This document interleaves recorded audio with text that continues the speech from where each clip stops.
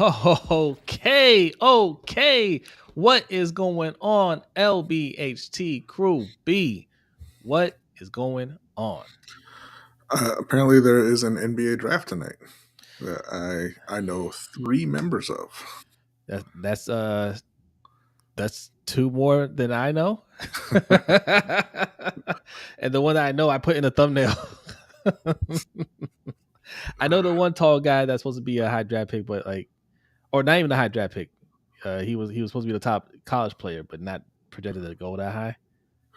Yeah, We'll and talk and about it. there's Alex Sarr who said no, thank you, Atlanta. Ooh. Okay, we're gonna talk. We're going to talk some NBA draft. This is going to be fun. A lot of trades and transactions have gone on in the last 24 hours, so we're going to be discussing that. We're going to be discussing the WNBA. Keep that streak going. All right. A big game in the Angel Reese and Caitlin Clark rivalry, so we'll discuss that. The Commissioner's Cup was last night. That was a very good game. Okay.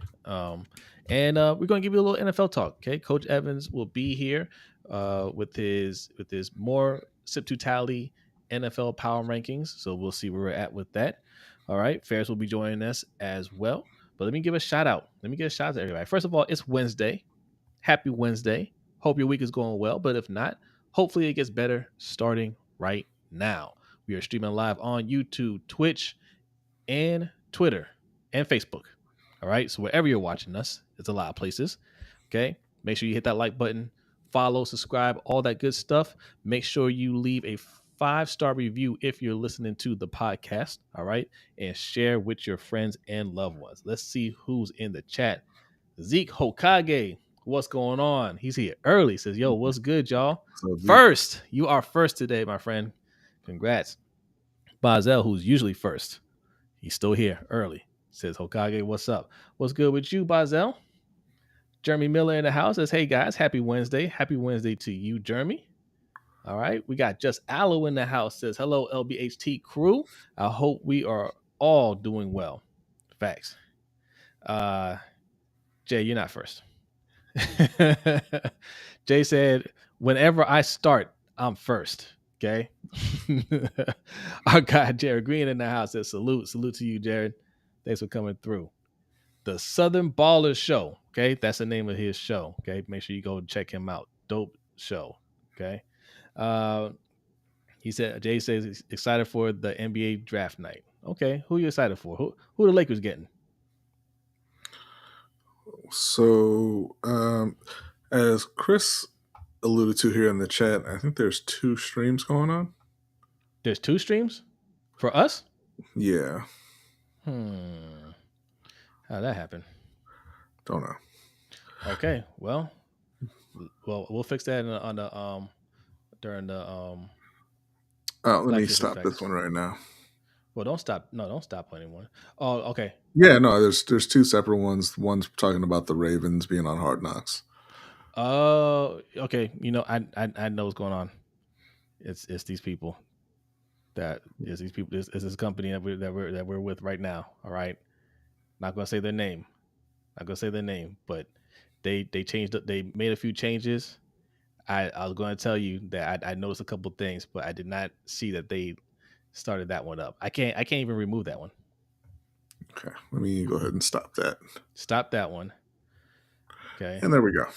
All right. Well, before you stopped, I should have said if you're on that one, go over to this one. But... Unfortunate. like Michael Bisping says, for those people, they are unlucky. Well, it looks but like they'll find their way back in there. It looks like there was only a couple in there anyway. You'll figure it out. You'll figure it out. Okay. Yeah. Refresh your browser. You'll see we're still live. Yolanda's in the house. What's going on, Yolanda? Says good evening, LBHT family. Good evening to you. All right. We got Big Reg in the house. Says what's good, family? What's good? Okay. Host of Big Boy Talk. All right. I should also mention Yolanda, Ravens Talk with Yolanda. All right. It's only the hottest Ravens channel going right now. All right. And if you are a casual fan that needs to learn about the sport of football, Yolanda got you covered. Okay. She's got all kinds of tutorials, breaking down the positions. All right. She's got more coming out. So it's a good follow. So make sure you go and subscribe. Killer Cam says Ola Jose. And Mucho gusto, Brodny. What's up, Cam? What's up, Cam? Thanks for coming through. Chris White's in the house. Oh, yeah. He says 2 YouTube streams going. Thank you, Chris. Thank you. Appreciate that. Yep, it's the same stream. Yes, Bazel, the NBA really drafts tonight. They're starting at 8. It's actually tonight and tomorrow. They're going to the 2-night format because apparently people care about second-round picks in the NBA all of a sudden. Our brother OTR Mike from Open Mic with OTR Mike. Mikey will be back soon. All right. Go and subscribe. He's close to 500 subscribers. Go and subscribe over there. Also, subscribe to Ring Kings podcast. We are also close to 500 subscribers. Okay. We have an episode up right now from last week. It was a week, maybe a little bit more than a week ago for the Tank and Frank Martin fight. We got some more content coming. We're going to record this weekend and we're going to put that on the streets. So we're back, man. We're active. Go and subscribe. Mikey says, can someone explain to be what Commissioner Cup is? Explain to him what the Commissioner's Cup is. It's the in-season tournament. Yeah, it's the in-season tournament. They were doing it before the NBA. Yes. Yeah. And it was a good game. That was a good game. So we'll discuss that. Our guy Hendo from the Road Pod, salute to you. Says, what's good, gents? Hendo has a very good video out right now on the welfare queen of Mississippi, Brett Favre. So go and check that one out. All right. If you don't know what we're talking about, go to Rogue Pod. All right. And click on a video and he'll explain it to you. All right. Who else we got in here? Danity. What's up, Danity? Salute to you. Says, how's the titles change? I think she's talking about the 2 streams. Yeah. We fixed it. Yep. 2 streams. Thank you, everybody. Thank you for pointing that out. We appreciate it. All right. Okay. All right. We got a lot to cover here. Ferris is sitting. Well, Ferris is gone. Ferris is like, man, I'm out of here, man. Y'all making me wait too long. Ferris is in the house. Okay. Coach Evans, did you send him the link? Yes. Coach Evans will be here. All right. And we're going to be talking some NBA and WNBA and a little NFL rankings. But first, we like to start every show with the Black History Fact. And B has a Black History Fact for you.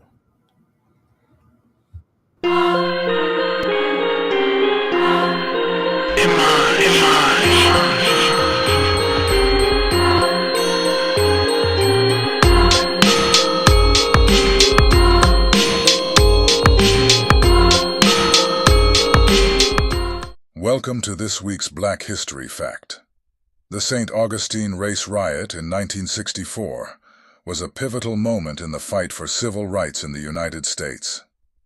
Activists from the NAACP Youth Council and the Southern Christian Leadership Conference, SCLC, spearheaded protests in St. Augustine, Florida, from 1963 to 1964.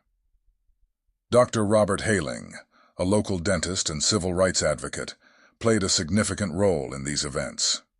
The movement gained nationwide attention when a group of young black protesters were arrested during a sit-in at a Woolworth's lunch counter, becoming known as the St. Augustine Four. Despite facing violent opposition, including a brutal attack on Haling and 3 other NAACP activists by the Ku Klux Klan, KKK, the movement persisted. Protesters marched down King Street every night, enduring violent attacks from white segregationists. In the summer of 1964, the protests intensified with wade-ins at the beach, where African Americans and their allies deliberately violated Jim Crow laws. These actions led to violent confrontations between militant whites and blacks. Dr. Martin Luther King Jr. was arrested at the whites-only Monson Motor Lodge Hotel and Restaurant on June 11, 1964, after coming to St. Augustine to support the protests. A week later, 17 rabbis were arrested at the same hotel, marking the largest mass arrest of rabbis in American history. The St. Augustine movement profoundly impacted the passage of the 1964 Civil Rights Act. Despite the violence and resistance they faced, the protesters' courage and resolve led to significant advancements in the struggle for civil rights.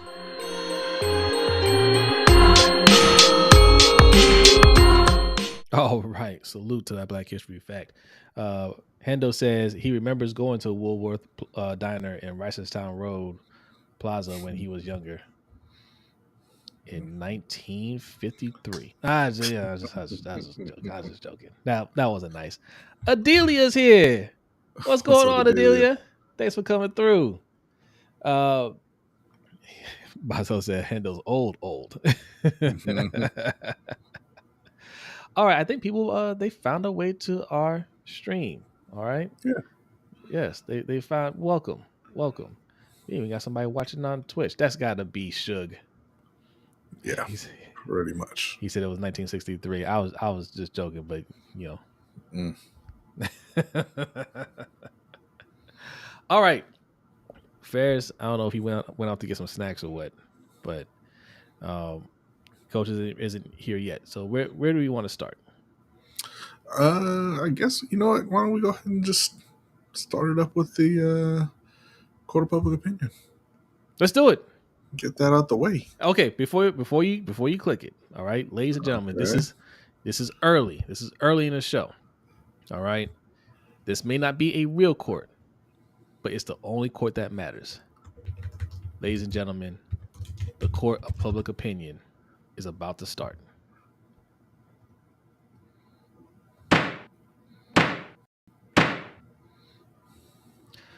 All rise, all rise. Court is now in session. I know it's early. Okay. I know you guys, everybody's running But in. it's going to be a quick one too. It's gonna be a quick one. This is really I mean, this is a sad one. Okay. I got Scottie Pippen. Mikey's in here. Mikey, cover your ears. That this is Mikey's favorite basketball player here. All right. Scottie Pippen versus reality. What is going on with our friend Scottie Pippen?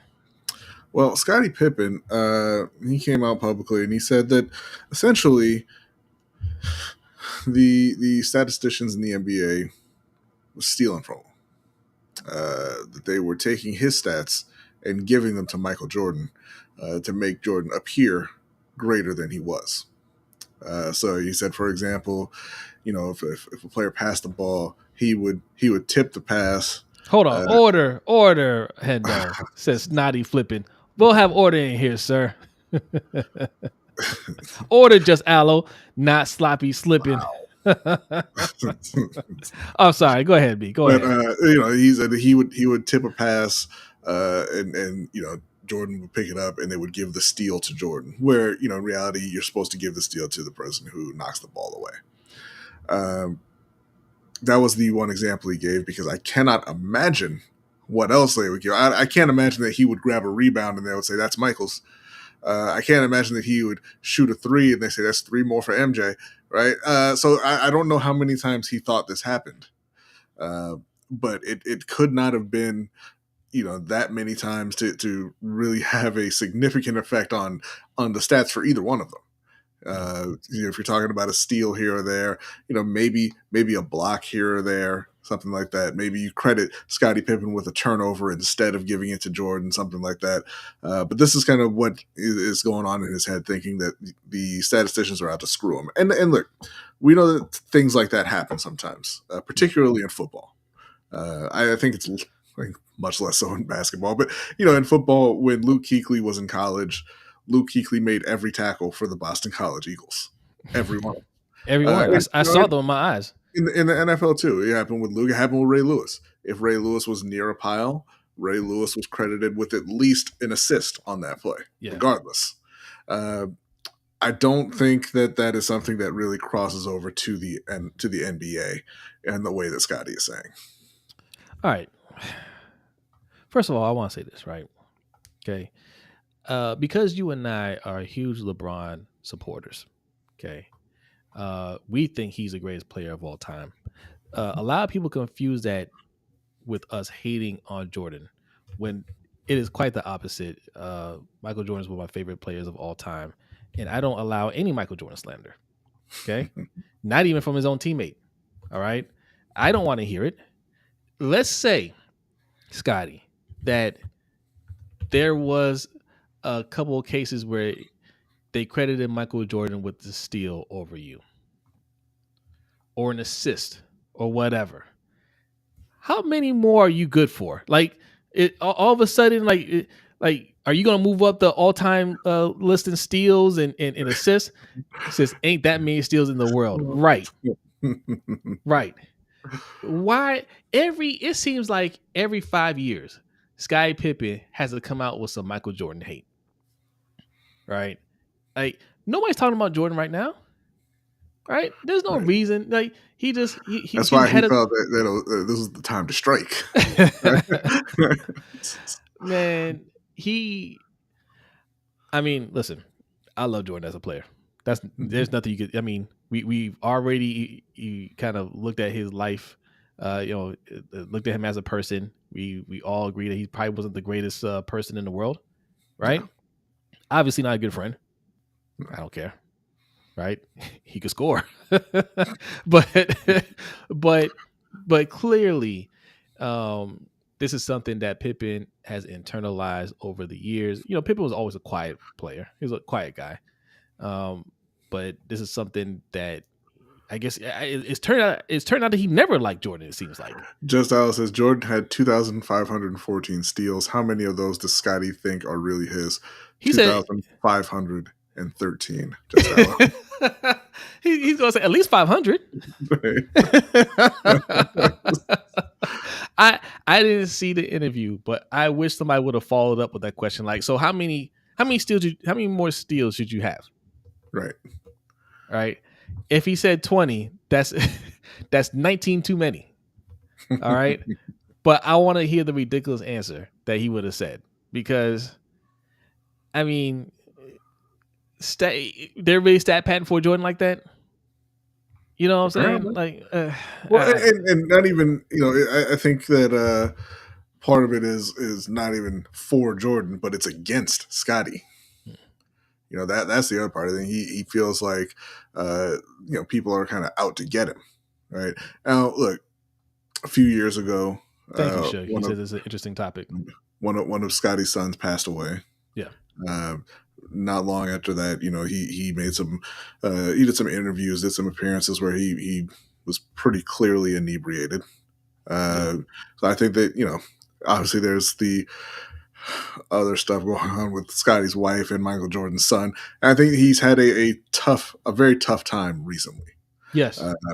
And let's be honest, if a guy who, you played that long with, you think is a close friend of yours, and his son stealing your wife, that's you're probably going to put a strain on the relationship. All right, that's all I'm going to say between him and Michael. But I think that I think he's going through a very tough time, and I think he's having a difficult time kind of dealing with his emotions and dealing with the fallout of all that. And he's just kind of lashing out. So for this one, I'm going to say that Scottie is obviously guilty on this one. Because ridiculous, absolutely ridiculous. But I think on this one we're gonna throw Scottie probation. Yeah, time served, if you will. Mikey said, "Damn, I missed it." But y'all talking about my boy Pippen. Yeah, man. That's what I was saying. Cover your ears, Mikey. You didn't want to. You don't need to be in the courtroom for this one. Okay, I'm sorry. He said, "B, she was for the streets." Yes. All right, but young Jordan wasn't supposed to be in them streets, Mike. What are we pausing? What did we say that was a pause?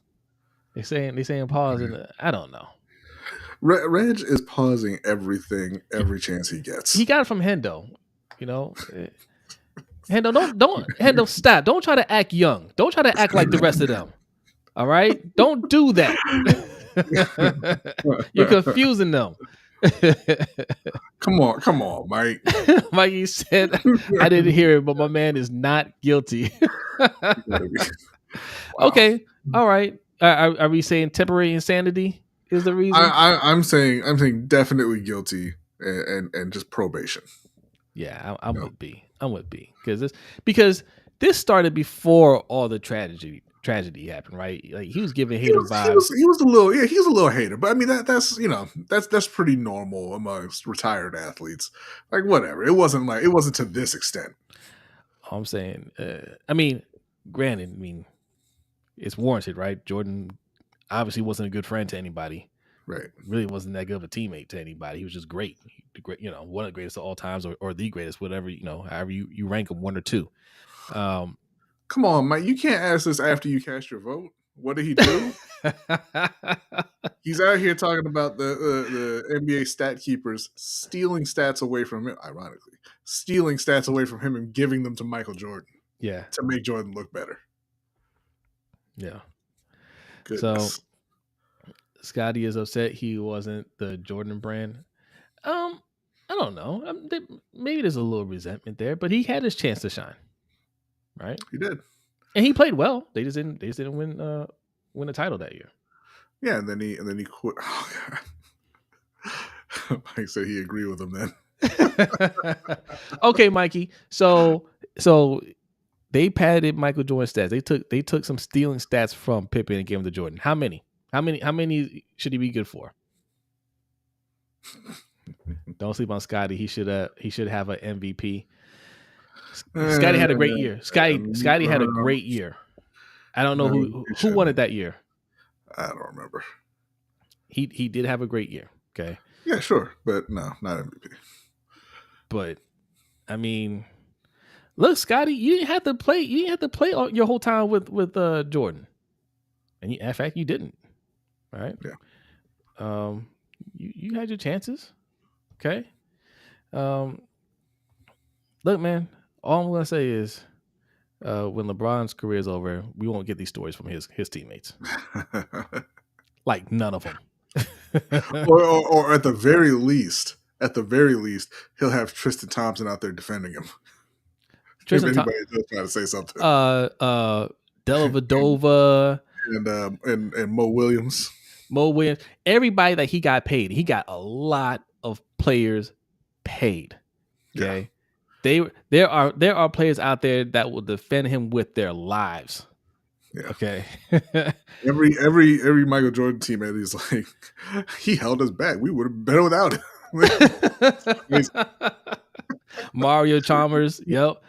Think about the players. I don't want to make this a LeBron thing, but think about the players that got contracts because of LeBron James that wouldn't otherwise got. Like, I mean, I'm not talking about like role player contracts. I'm talking about some major deals. That's the thing, like, because I Dellavedova didn't get a huge deal.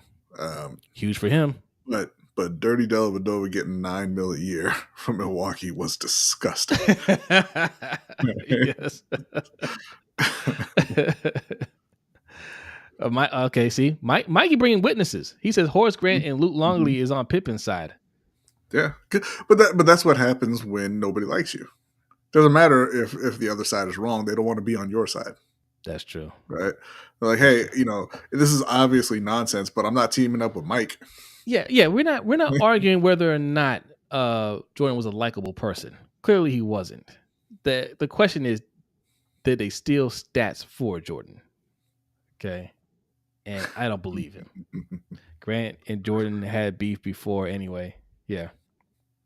Killer Can says he just said on a podcast the Miami team built LeBron and the Wade and Bosch around him.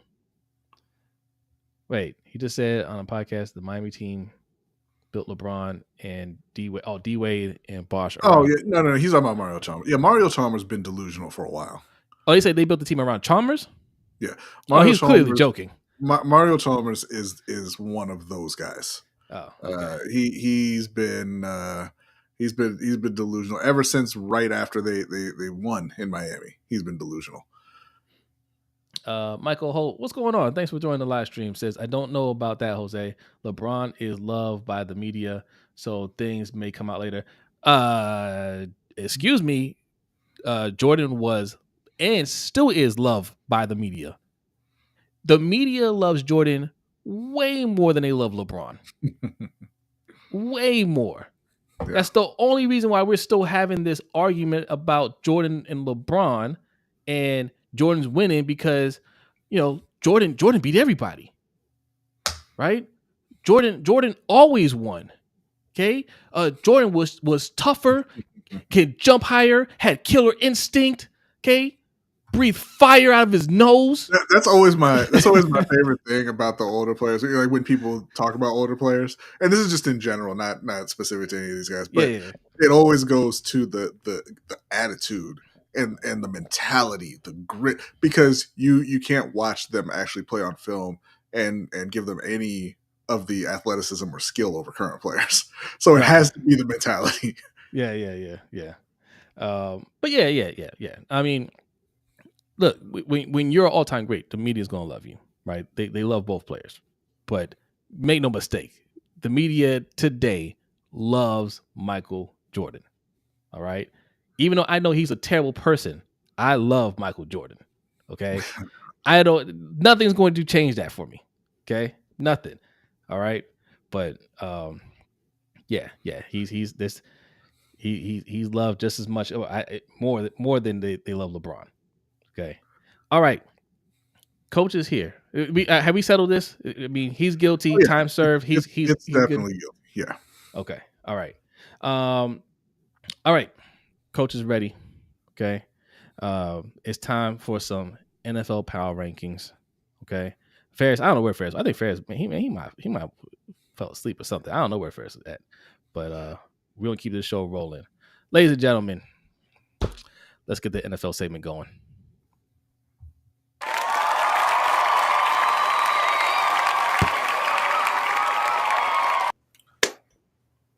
Yes. Oh, you played it again. No, it's not playing. Oh, it's on my side. I see it on my side. Okay, what's going on, Coach? What up? What up? How y'all doing today? How we doing today on this good Wednesday? Doing all right. Doing all right. A little tired, but you know, this show always wakes me up. You know. All right, Coach. So we left off. What number last time? Let's see. I'll go ahead and tell you. I think it was. I want to say 26. It was 26. It was 26. 26. The Cardinals. Yep. Okay. All right. So where are we at now?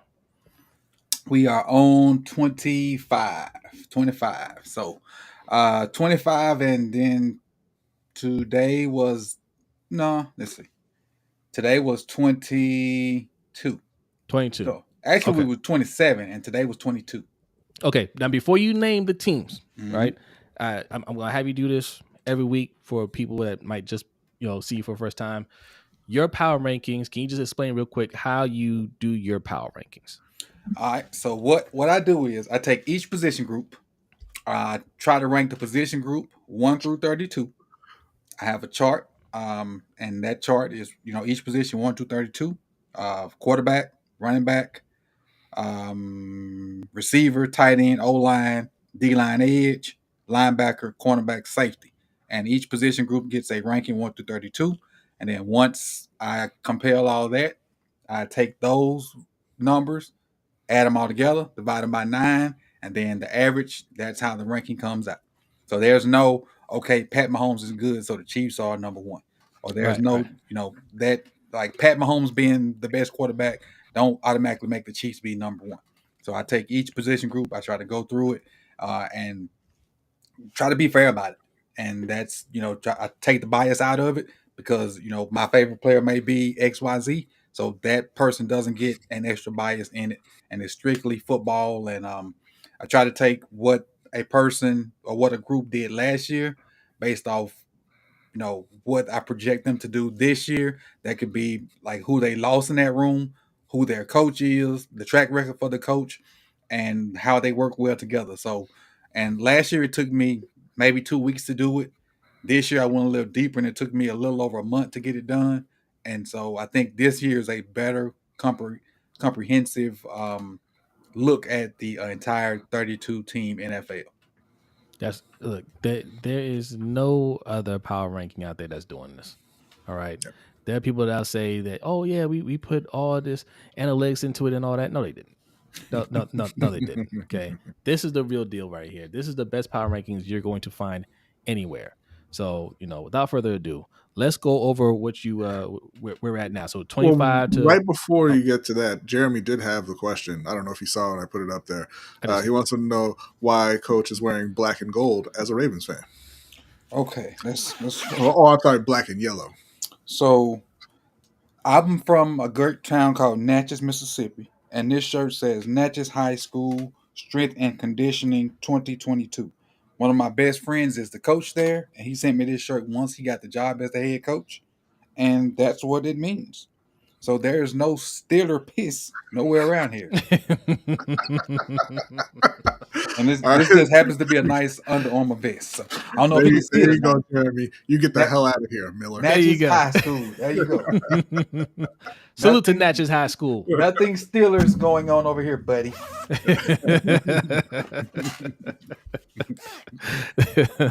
you go. The Suge will never get that the pleasure. Never. Thank you for clearing that up, Coach. Yes, thank you. All right.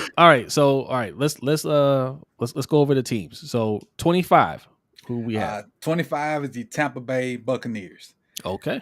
Their best room was their safety room with who were their safeties that I had? Antoine Wingfield, and they got the guy from the Jets too. I can't think of his name. You mean Marcus May or someone else? I can't remember. Was it Marcus May? Maybe, but they picked up no, it wasn't Marcus May. No. What was the guy they picked up? I know the other guy you're talking about. I can't remember his name. Because the Jets had pretty good defense as well, and they picked up one of the safeties from the Jets too. Yeah, now I normally have this in front of me, but I was helping the missus do something before we got on. But that was their best room, so we can move on now. I'll have it for you in a minute. Okay. Moving on to 24, the Patriots, which kind of shocked me a little bit because the Patriots defense still should be solid. Offensively, they're going to be trash, but defensively, the Patriots still should be solid. That second safety Whitehead is that second safety. Whitehead, the Buccaneers. They got Whitehead from the Jets. Yeah. But as far as the Patriots being 24, their defense got their linebackers ranked 5th in the NFL. I really like both of their linebackers, and their head coach is a linebackers coach also. And I have the Patriots safety room ranked number 3. That's their highest ranking. They got Kyle Duggar and they got Jabril Peppers as their safeties. Now, they may not be like deep center field type safeties, but those two guys around the line of scrimmage and intermediate type stuff, they're going to erase a lot of stuff. So I like those two guys working well as a unit. Now, they don't have a rangy safety, but they got two very good safeties. And I like the Patriots defense. Offense, they're going to be trash.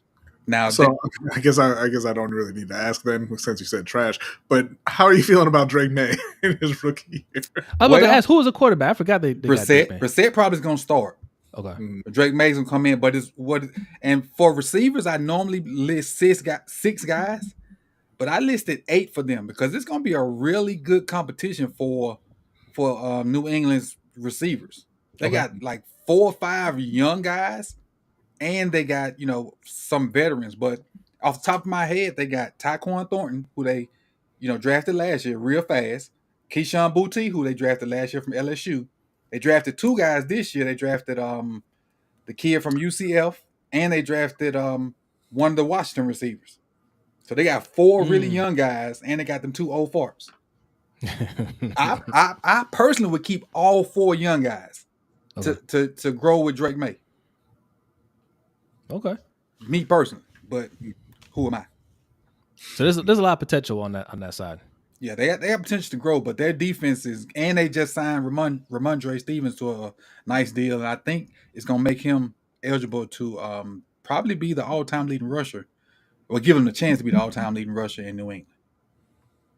Oh, okay. Phantom Cyborg says they got Polk and Baker. Polk and Baker, yep. Polk from Washington and Baker from UCF. Yep. Those are the 2 guys they drafted. Like I said, and Thornton last year ran like a 4.3 at 6.3 last year, but he got hurt right when the season started. And Keyshawn Boutte was one of those guys at LSU, but he got caught up in that sex thing with the TA.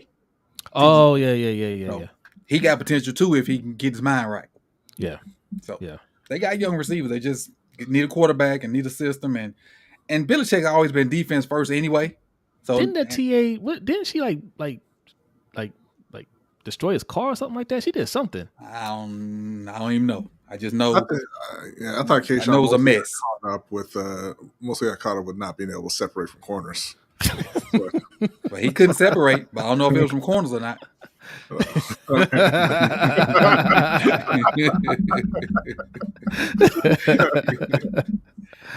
Okay, who's the next team? What was it? The Patriots, the Colts, Yes, Indianapolis Colts. Oh, okay. The Colts came in at 23. AR didn't play much, but I see, potential from them. They were 23 in the quarterback room. Their best position was the O-line. I had their O-line at number 2. They got all of their guys coming back on the O-line. And I think that both of their tackles graded over 80% on PFF. And I think they have one of the top 2 guards in the NFL, Quentin Nelson. I love Quentin Nelson. And like I said, their entire O-line coming back, which also made me wonder if JT is as good as we think he is. Because I had their running back room ranked 29th. Wow. With JT in it. Wow. Because their O-line is so good, I started to question, is JT really as good as we think he is? Yeah. I mean, I would say, yeah, but they go hand in hand. But think about it. Think about it. The guy that was playing for when JT was holding out, he was getting off too. Yeah, he was. He was. That was another reason I was thinking, like, is JT as good as we think he is? But that's a little bit of the backup syndrome, right? Like, he could be good himself and he have a little success, but can he do it for the whole season? Like Jonathan Taylor. It's a little like the Chiefs years ago, right, where they went from Priest Holmes to Larry Johnson to Jamal Charles, and they all had incredible seasons, and you're like, well, maybe it was the O-line, right? And nobody even mentioned the O-line in them years. Yeah, nobody. Sure. Yeah, but also for the Colts, their defensive line, I got them ranked 6th, and I like their defensive line with Ojulari, Quentin. DeForest Buckner, and one of my favorite guys in the draft, Latu. Oh, okay. They got Latu on the edge too. Now Latu probably is going to be a rotational piece, but I really like him in that room, and I also like their middle linebacker. What's the guy's name? Zaire Franklin. I didn't realize how many tackles that dude had last year. He had 179. Yeah, he took right over for Darius. And didn't miss a beat. Right. And I was wondering when they gave him, like, why are they letting him go? And I see why. Yeah. I see why. And Speed's not bad either. EJ Speed with him, they're not bad. Those 2 guys got a podcast too that's pretty good. They keep it 100 over there. And what else for the Colts? Their safety room is 30th and running back room 29th. But overall they all right. And then today, the Saints. Saints came out today. We've had 3 of the 4 NFC South teams so far. Today was the Saints. And I'm very upset about Carolina being dead last in this group. Hey, you got potential to grow though. Yes. And then for the Saints were just, they didn't have a high level group. They just were solid all around. And the highest level for the Saints was their linebacker group. I really like their linebacker group. They got Pete Werner in there, who I like. They got Demario Davis, who was second team All-Pro last year at 34 years old. And they added Willie Gay to that group. So their best group was their linebacker group. I had them ranked 10. I like their receiver group too. They don't have a star. Olave could be a star, but I like him. I really like Shaheed. And I like A.T. Perry. I like them 3 guys, and they added the guy from Miami. He didn't fit Miami. He wasn't fast enough. I don't think he's gonna really fit in this group either. That's why I didn't talk about him much. But I like those 3 guys to go in that group, and they drafted another guy from Oregon State too.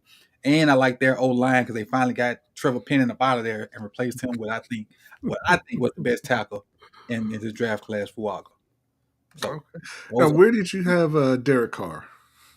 As far as quarterback rankings, 22. Well, the room. 22. Okay. 22. Because Jay in the chat is very upset, wondering, I don't want to bring up the very profane message there, but he's wondering how Derek Carr is ranked above Bryce. But it's the whole room, Jay. It's not room. just the quarterback. It's the room. And there's only 2 spots. Yeah. There's only 2 spots. It's the room, not Derek Carr and Bryce individually. It's the whole room. It's the There you room. go. Do you feel better now, Jay? I can't see his message. He said, "How is Derek Carr better above Bryce?" Dipstick. I don't know why. I see it He now. got all the hate for Derek Carr. Derek Carr seems like a very nice young man. Right. Yeah. Derek Carr is going to be a nice transitional piece for Spencer Rattler. I was gonna ask, how do you feel about Spencer Rattler moving forward? I think Spencer Rattler has had a nice taste of humble pie, like throughout the early part of his life and career. And I think Spencer Rattler's gonna have a nice, long, average career. Okay. I think he may pop off a year or two, but he ain't gonna be like this exceptional guy. But I think he'll hang around for a while and have a job. Maybe whether it be bounce around from starter to backup and have him a good 10-year career in the NFL, because he has arm talent. He just got to get the mental part of it. And if anybody can do it, he can, because he gonna have some weapons in New Orleans, because Derek Carr is probably on the back end, and if he keep turning that darn ball over, Spencer Rattler gonna play before he's ready to play. Because the backup now that they got listed didn't have a stat last year, so I think him and Spencer Rattler are on equal footing right now. Jake Hefner or something like that. That's the backup in New Orleans. So I think him and Spencer Rattler are on equal footing. They gonna fight for that second spot. Okay. And they're gonna play Taysom Hill some there too. Anyway. Yeah.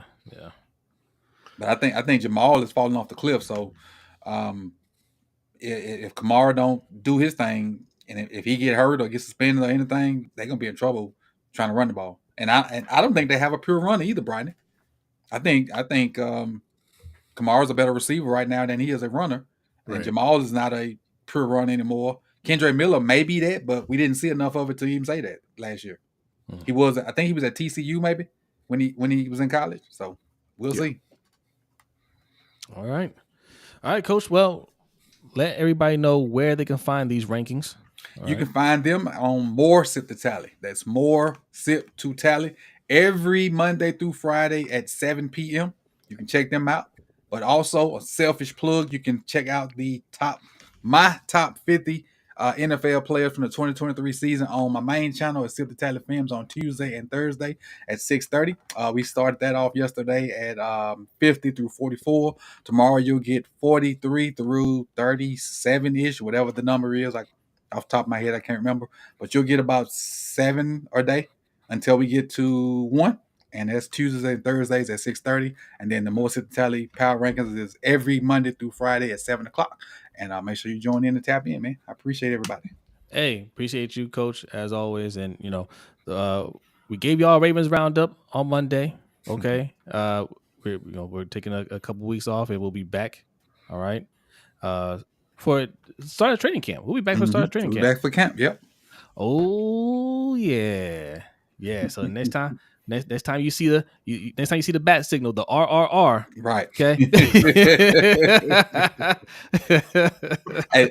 For people that don't know, the RRR is a Indian action movie. Yes. That movie is fire. It's long. It's an epic. Fire. Yes. Check it. It's on. It's still on Netflix, I believe. Yeah. If you check it out. Anyway. Yeah. I wanted to hint. Hendo, did you finish it? Because I know you started. It's fine. I finished Dune today too, Brodny. What'd you think of it? The second one? I think it was a gazillion times better than the first one. Really? Yeah. It was an okay movie, but the first one was horrible. Yes. Yeah. First one was a snooze fest. I might check it out then. It really was quite. The second one was totally different from the first. Okay. Good. I might check it out then. All right, okay, Coach. All right, go man. to the chat box and hand it over to this other guy that I see. Yes. All right, man. We'll see you next time. Peace out. All right. Our guy Ferris. Do you want to switch scenes first? Yeah, we're just gonna bring him straight in. Okay.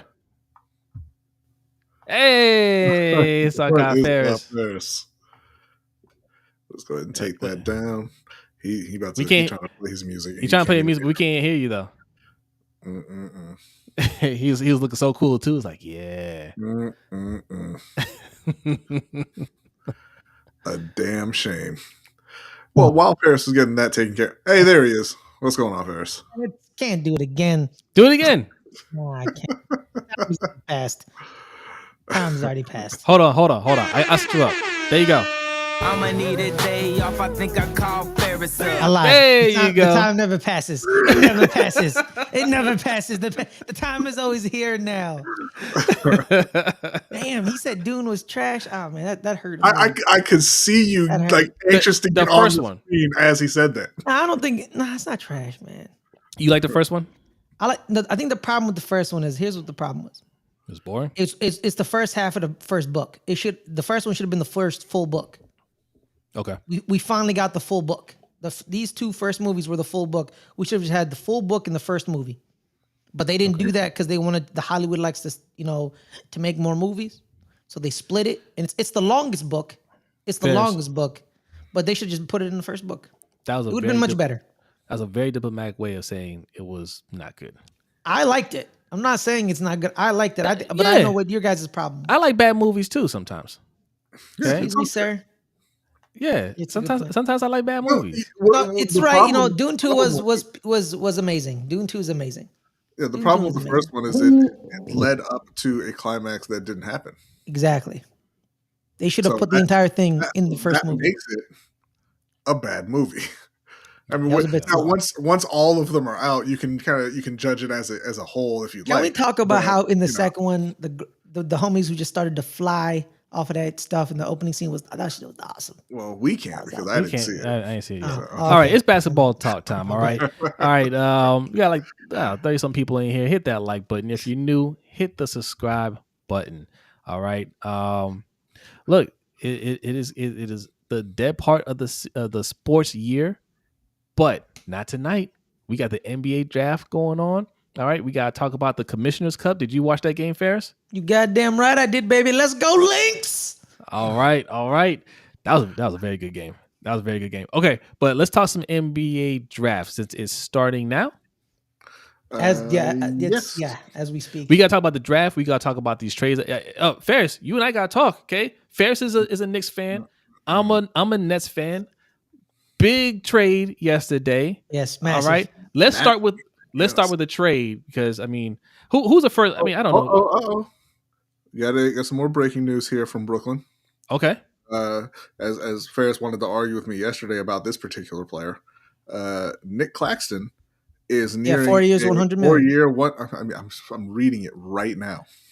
It was 4 year, $100 million contract to return to Brooklyn. Well, Nice. It was breaking news like an hour ago. So Congratulations No, to it was to breaking Nick news. Claxton. It was breaking news right now when the Athletic put it out. Okay. well, Woj had it. It's like breaking an hour news ago. when we announce it on the show to our Hey, audience. How about this, Ferris? How about it's not breaking news at all because he hasn't signed anything? It's breaking All right. rumors. And shout out to Lou Rogers. He's very His excited. face is a rumor. He says, "Great show, my brothers. Yo, proud black brother from another mother. I love, respect, two brothers, new subscriber. Okay, Lou, Thank appreciate you. Thank you. Shout out to the brothers. Okay, Henry wants to know- Figuratively and literally. he wants to know, can we talk about the Knicks getting robbed last Didn't night? get robbed. Yes, we can. Okay, Didn't get all right. robbed. And we got a donation. Hold on a second from Buck. Thank you. Says it is not the dead period sports season. America's pastime is going on. Ooh. Well, no. Buck Ooh. in a sense is correct because we also have WNBA, so it's not a dead point of the summer. Okay. Let me start by saying this. But This is it's not a dig on baseball. Me and B don't like baseball. It's fine. You like baseball. Okay, but this is typically known as the dead period of sports. there's That just less we didn't going come on. up with that phrase, right? There's Yeah. less going on. And it is the dead period of sports because as much as you want to say baseball is great and all that, they don't get ratings, right? You can watch any sports show here, ESPN, FS1, wherever. Ratings are down around this time of the year because there's nothing going on for football. Basketball is over. Yes, WNBA is, that's starting to get some traction. That's why you're hearing a lot of Caitlin Clark, Angel Reese talk, right? A lot more Caitlin Clark, but you're getting a lot more of that talk because they need something to fill that time. It's not a distant baseball. I'll tell you though, there is one place where the viewership is up, and that is over on D-Backs Dispatch, which is Buck's podcast, which has got picked up by SB Nation. If you are a baseball fan, head over to, I believe it's D-Backs Dispatch on YouTube. I know that's what they are on Twitter, and they're over on the azsnakepit.com as well. And give them a subscribe and follow if you're a baseball fan. There you go, Buck. You're doing a great job over there. It's also soccer going. And yes, the Orioles are doing well, Mikey. Okay, there's your baseball talk. just stop. He's a nice. All right. Okay. So, all right. First, we're gonna talk some trades. We'll get some draft updates as they come in. The first pick, did that go through already? Who was expected to be the first pick? Zachariah Fisher, or him, or that's the guy that. Risher? It's. I'm not sure how to pronounce it, honestly. Yeah. So all right. So okay. Zachary Richard. He's French. What do you want from me? Let me amend this. All right. Maybe we don't talk so much draft. That's the dude who doesn't want any part of Buzelis. That's who.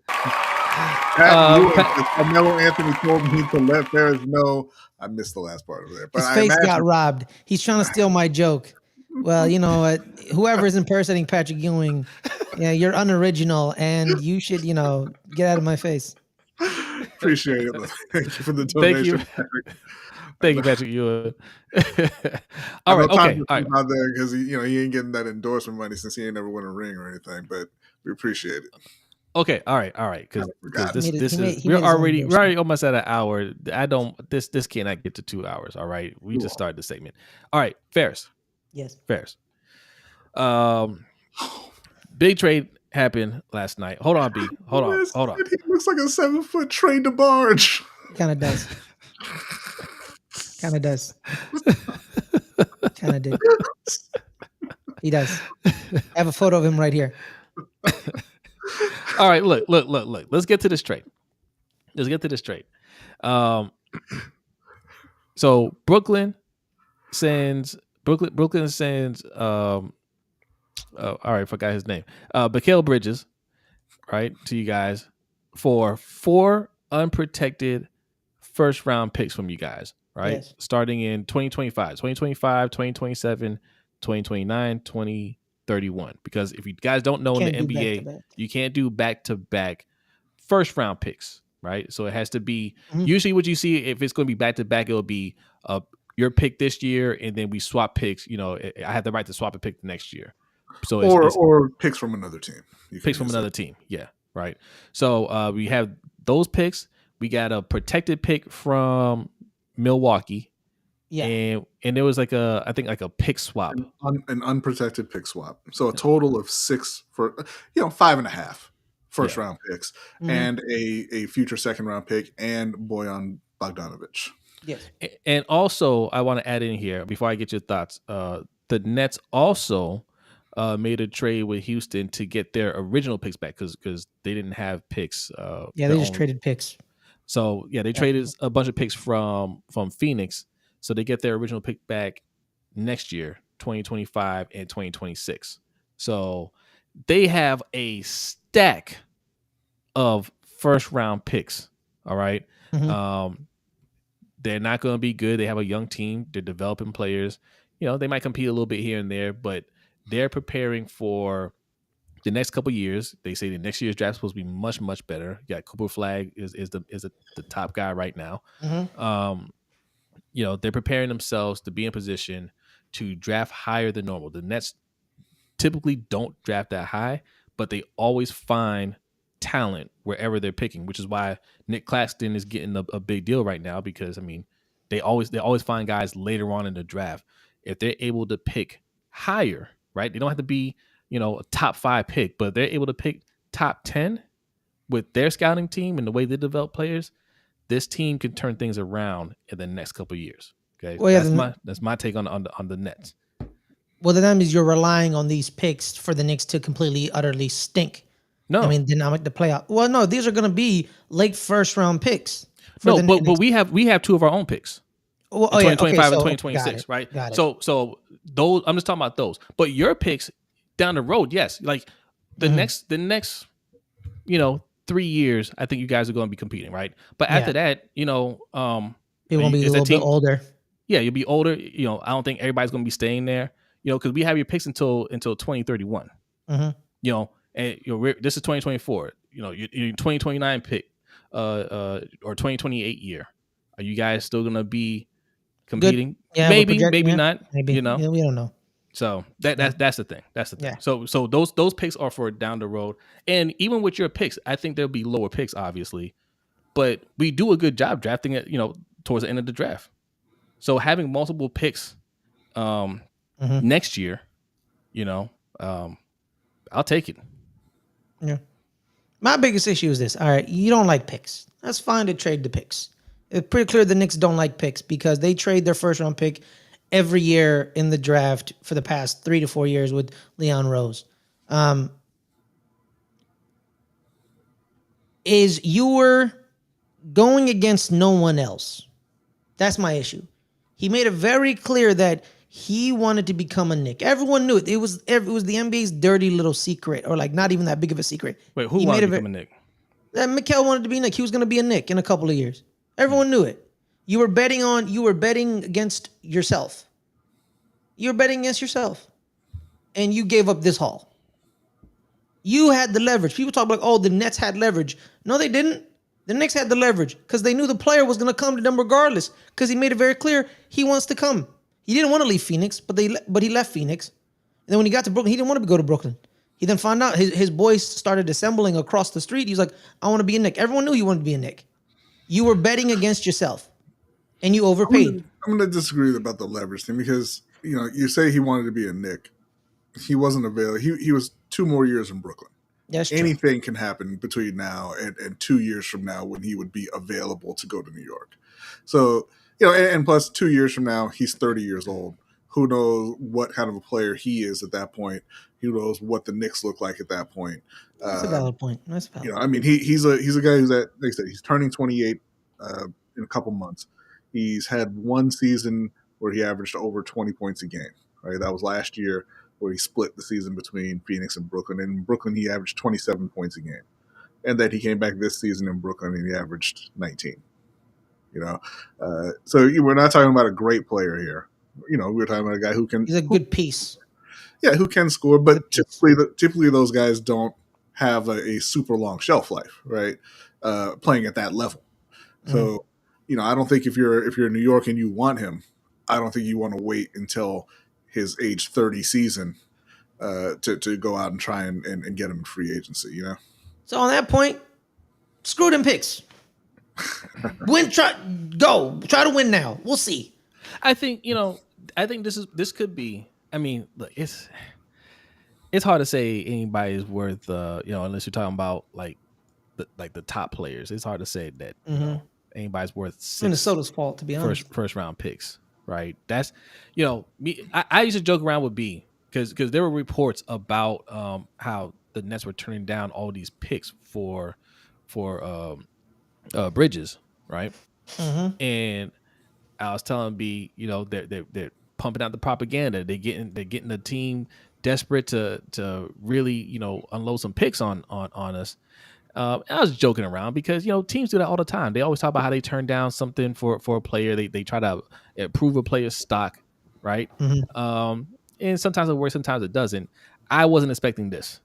It absolutely worked. They got the Knicks saying, "Yeah, man, look, whatever it takes," right? And because you're trying to win, like you're trying to win a championship. So for the Knicks, those picks aren't going to do you any good now. Like those players that you draft aren't going. And to your head coach doesn't team. like rookies. He and your head coach doesn't like rookies. So it's like, what's the point of even keeping these? Right. So let's win now. And yeah, you're gonna have to mortgage the future a little bit. But so what? You're trying to win or not, right? Worry about the future down the road. Okay. Brooklyn just went through this, getting KD, Kyrie, and Harden. They didn't win a championship, but they went for it. And now they're trying to rebuild. And this is how you do it. You stack up a bunch of picks. So I think it's a win-win situation for both teams. Yeah, I think so too. And then they re-signed OG today. Yes. You know, so How much did he get? 212. Yeah, about 42 a year, a little over 42 a year. Congratulations. It's an ascending contract, so it goes from 38 to 39 to 40 to 42 to 46, something like they do all that. It's like that. They built the contract. It's not like you're not. He's not getting 42 every year. It's like he's gonna get 38 one year, and then like 40 next year, and then like 45, and then the average is that. So Look, yeah, however you want to split up my money. yeah, exactly. It's all you know, guaranteed anyway. Yeah, and honestly, man, like, why not? You know, there's a. I think the reason the Knicks had a little leverage in that negotiation is that like they owned his bird rights, so they could offer the 5th year and they can offer like an extra like 25, 30 million. So they're like, screw it, here, whatever, who cares? So then it's kind of like, let's just try to win right now. You know, the Knicks with him were 24-4 when he played. They had the best record in the East when we traded for him for January and February. Then he got hurt. Then Julius got hurt. So the Knicks are like, it's the run it back. They're gonna run it back, and we'll see if everyone's fully healthy. We'll see how it goes with Mikel this time around. I think there is a report that Isaiah is leaning to come back, but if he leaves, fine. We got Mitch, and we got Mitch for the next 2 years because we kind of robbed Mitch in that deal because he got injured and we signed him for like a 4-year deal, $50 million, and it was kind of like a great team friendly deal. So we're fine.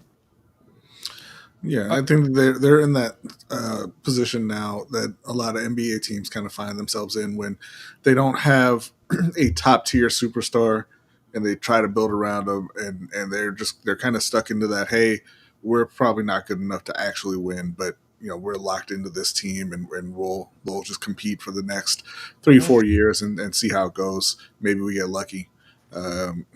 Yeah. And right now, unless you have a excuse me, unless you have a trick up your sleeve to go out and get one of the superstars in the league, that's really the best that you're going to do. Yeah. All right, quick update. Zachary Rissacher is got picked first overall to the Hawks. The Wizards are on the clock now. They already drafted. Sure did it? Okay, did it get? Yeah, it was Alex Sarr. They drafted Alex Sarr. Okay, they got the French center who played in Australia last year. And the Rockets are on the clock. This is actually the Nets pick that they traded, right? So this is why it was important for the Nets to get the pick next year, because there were rumors that they were trying to get back. So the Nets got the 3rd pick. No. It was the Nets' original pick. They traded to the Rockets. This is one of the picks that they used to get James Harden. And this is it's funny because the report was Houston was trying to put together a package to get Kevin Durant.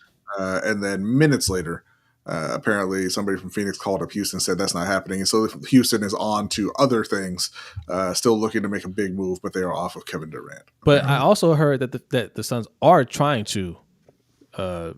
They still want him. They still want him. They still want him? They want to keep him. And they want to trade for somebody, but I don't know who the hell they still want him. Yeah, Houston wants him. They want to go after him. They said they moved on from him. Mikey says Nets are in full tank mode. Yep, and I'm for it. Jay says Nets should build like how OKC did. I think that's the plan. Right? That's the plan. When you can develop players like the Nets can, having higher picks, I mean, that's a plus, right? And if you're going into next year, like I said, I don't know the players that are going to be in next year's draft, but they say it's supposed to be a stacked draft. That means they don't have to get Cooper Flag. They don't have to be in that top 3. If they just have a higher pick, they can get a quality player, possibly a player that they can build around. But you want Cooper Flag though, because 1, he's from Duke. 2, he sounds like a Stephen King villain. That's why I don't want him. And we'll have our 2020. We have 2025 and 2026 picks, so they can get a quality player, tank again, and get another quality player, and we'll see from there. Or they have so many picks. Oklahoma City, trade. Mike. What team does Sarr's brother play for? That's what Mike Oklahoma said. City. Yeah, he played for Duke, coming from Wake Forest. The one year I remember him. And there you go. Buck says the owner says they're not trading for now. which means they're looking for a dance partner. Talking about the Suns. Mm-hmm. Okay. So he was there, 2 years? Yeah, See, 2 years. I mean, again, man, like it looked bad for Brooklyn at the time, right? That they couldn't make it work with these stars. But as the years go on, it's proving that it wasn't the Nets, it wasn't Brooklyn, Yeah. it was those guys. Pretty much. It's always been those guys. Yes, it's always been those guys. So here's the trade. So Houston returned the rights of 2025 and 2026 to Brooklyn. So that's the trades they got. Okay, cool. Yeah, that's what I said. But they're gonna have their own picks for 2025 and 2026. So, All right. So you want to move on to the WNBA? was there another contract I wanted to discuss? There was another big contract that happened. No, the only big ones that are the two Knicks ones and Nick Claxton. That's it. Yeah, Scottie Barnes was Scottie last Barnes. week, and That was like I think last week or 2 weeks ago or something like that. No, it wasn't 2 weeks. It was a couple days like ago. last week. Yeah. A couple days ago. Yeah, I'm sorry. Oh, Bam also. Bam Adebayo, 55 million a year. Thank Yeah. you, Mikey. Bam Adebayo, 55 million a year. I would love to know what Miami thinks that buys them when they are not bringing back Jimmy Butler. Hey, let's go, Reed. Sorry. Okay. Reed Shepard just got drafted. Reed Shepard just got drafted 3rd overall to Houston. He was the starting point guard at the University of Kentucky. Go Wildcats. There you go. There you go. Congrats for him, I guess. Yeah. I would be turning that draft card into a paper airplane and throwing it up. That's how unenthusiastic I would be about drafting Reed Shepard 3rd overall. Like, it's like whatever, man. Okay, he was the best guard last year in the nation. Let me ask you, Ferris. Wow. Ferris, in all of men's college basketball? Yeah. Ferris, you know these prospects better than we do. Are there any of these prospects that could potentially turn into, a very good player? No. So why are you so? I mean, I understand you're excited for Reed himself because you're a fan of Reed, right? But that's what I'm saying. Like these teams, I think there's going to be like you said before, Ferris. I think there's going to be a lot of these guys who turn into just solid pros, 10 to 15 year pros. Careers where you're like seven, like Zach Edey, Klingon, Filipowski. I think those guys are going to be 6-7 point a game guys. You get some rebounds, come off the bench. It's just solid big men for your team for a long time. But there's you're not taking your team to another level in this draft. That's true, Mike. He did. He has the highest vertical at the combine ever. Reed Shepard. He's the state of Kentucky's all-time leading scorer, assist leader, and rebound. He was the best player on Kentucky who had allegedly 4 to 5 first-round picks this year. They didn't pan out because every year in Kentucky, there's too many freshmen. The college men's game nowadays is you need some veteran leadership now. Too many freshmen doesn't work. Even when they won the championship, Kentucky did that one year with Anthony Davis and Michael Gilchrist. Both starting guards were juniors and seniors, and Duran Lamb and Darius Miller. And then they also had the other guard being Marquise Teague, who's a rookie, who's a freshman, but he had the other two. They had Terrence Jones as well. So they had a bunch of veteran leadership. Kentucky's gone to this point where it stopped trying to win national titles because John Calipari is like, we're too young, and I'm here to have the kids go to the NBA. That's always been his motto, get to the kids to the league. And that's why them in Kentucky, they kind of were like, we're done with that. We need titles. And that's why he left to Arkansas, because Arkansas is going to give him more money to do both, develop and win titles. So we're gonna, in a couple years, we're gonna talk about how Arkansas is back in the national foray, winning championships with John Calipari. Yeah, so putting an S on that is mighty ambitious. Yeah, it's only got the one, right? All right, so we're going to the WNBA. We'll continue to give some draft updates. Man, this tomorrow when Brodny gets drafted. There's definitely solid players who are going to be on a team for 10. There isn't a superstar. There isn't a Wembanyama or a Scoot. Like that. There isn't even the Andrew Wiggins draft. It was like Wiggins and Jabari before the injuries. Like there isn't that guy. It's more of the Anthony Bennett year. You know what I mean? That year. I'm not saying that could be Anthony Bennett. I don't know. Like no one knew who was going to go first. And then when Anthony Bennett was dropped first, everyone got like shocked because, that made no sense. I think it should have been like Victor Oladipo, which was kind of weird to say nowadays. But he should have went like number 1 overall that year. But this is a year of just pat your team with solid, role players. Yes. Yeah. Okay. And if one of them takes it and says, you know what, y'all kept talking smack about my draft and becomes that great player, that means that kid unlocked a new mindset and a new environment for him to be successful. You know what I mean?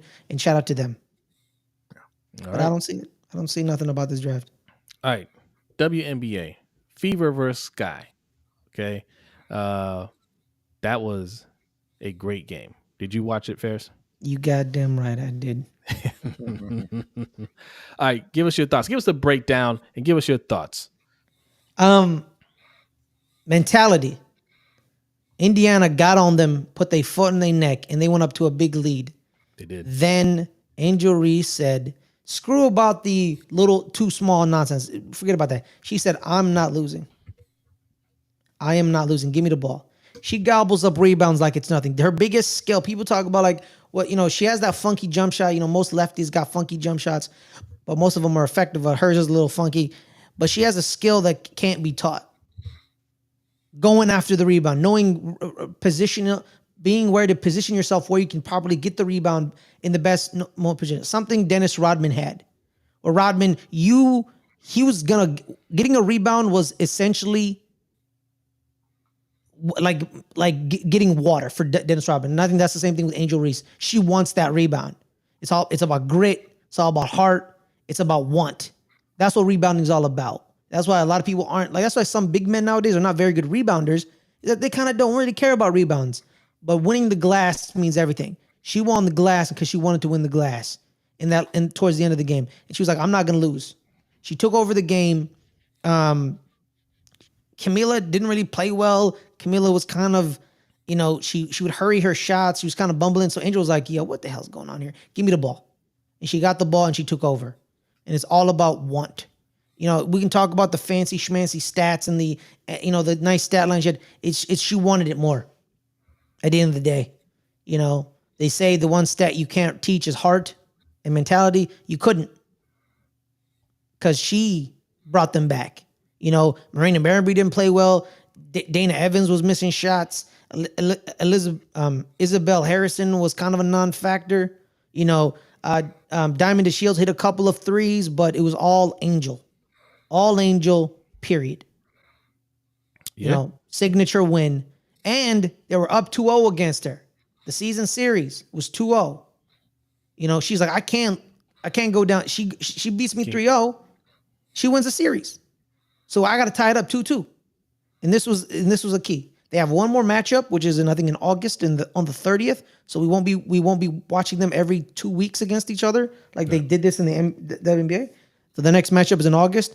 But now it's just tremendous by Angel Reese.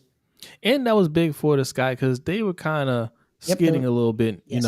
They needed to stop that slide, to stay in the playoff hunt. Mm-hmm. Huh? No, they needed to keep sliding right into Paige Beckers, but that's fine.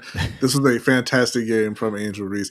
I wouldn't say that Camilla played poorly. I mean, she had a double-double. I think she only missed one shot in the game. I'm not gonna say she had the greatest game, but she played well.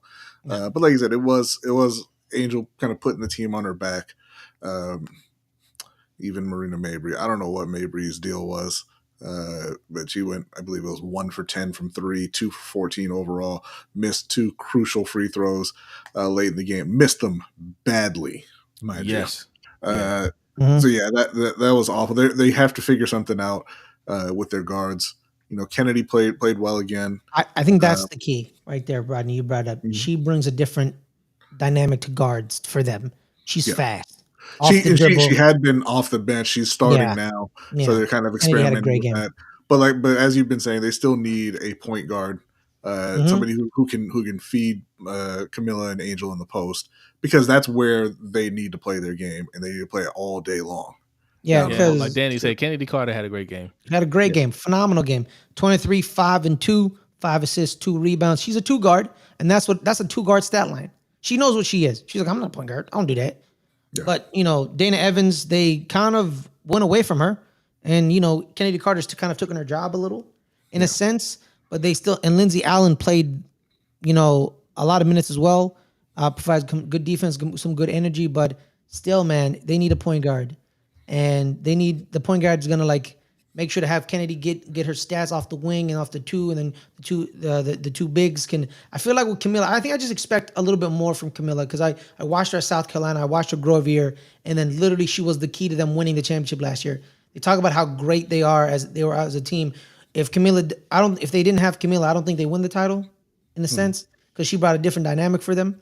And I just felt like sometimes she would rush. She would rush her shots. When she would get a rebound, she would rush. Sometimes you got to. She still does it. Yeah. So she's 6'7", man. Use your size. So you corral the rebound. You're the biggest on the court. Pause for a minute, then go up strong. She grabs it and throws it. Like no. Corral, stop, and go up strong. Because either happens, they foul you to stop you, or you make the shot and they don't touch you at all.